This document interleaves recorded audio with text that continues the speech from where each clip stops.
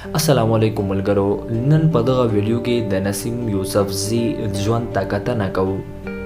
د هغه لاسته راوړنې او الوتکه یې څنګه جوړه کړه، نو د دې لپاره ویډیو را سره تر پایه وګورئ. 50 کلن نسیم یوسفزي د پښتونخوا د سوات دی. پلار یې د ښه ژوند په هیله پېښور ته کډه شو. نور ورونو یې سبق نه وایي. پلار یې هم په مینه ورسره ومنل چې ښوونځی پرېږدي. ماشومتوب کې چې یې له لیک لوست سره د کور هر کار کاوه، له ښوونځي وروسته به یې صابه پلورل. یو وخت د برقي دکان کې هم په کار ولګېده.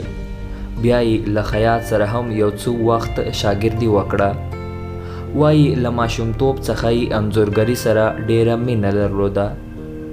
یو شی چې به یې خوښ شو، انځور به یې ترې وکاږه. پر 1986 کال کې د برېښنایي انجینري کې ډپلومه واخیسته او دنده یې پیل کړه چې لا هم په دغه دفتر کې کار کوي. لویه کارنامه یې په 1995 کال کې د پاکستان پریډ کې یو پراخ فلوټ دی. دی چې د پښتونخوا د تاریخ او کلتور استازي کوي. د هغه کال سیالیو کې دوهم نمبر راغی.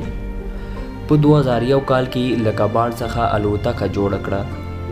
15 منټه یې په هوا کې وګرځوله، خو ورونو یې له ځمکې لاسونه ورته ښورول چې الوتکه ځمکې ته کښېنوي. بیا مور ته ورغی او مور یې هم خپل زوی ته قسم ورکړ چې بیا به الوتکه نه پورته کوي، او له هغې ورځې بیا الوتکه پورته نه کړه. نوموړی وایي خپله برقي دی او ورور یې هم د ګاډو د پرزو کار کوي، ځکه د شیانو جوړولو کې د توکو د کمښت سره نه مخ کیږي. نوموړي له سیکو هم خپل هنري شیان جوړ کړي دي چې د پاکستان د لومړي وزیر انځور هم پکې دی.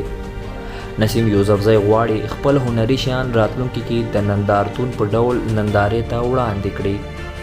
نسیم یوسفزي ته چې کله مور قسم ورکړ، نو له هغه وروسته یې بیا د الوتکې الوځولو یا جوړولو کوښښ ونه کړ.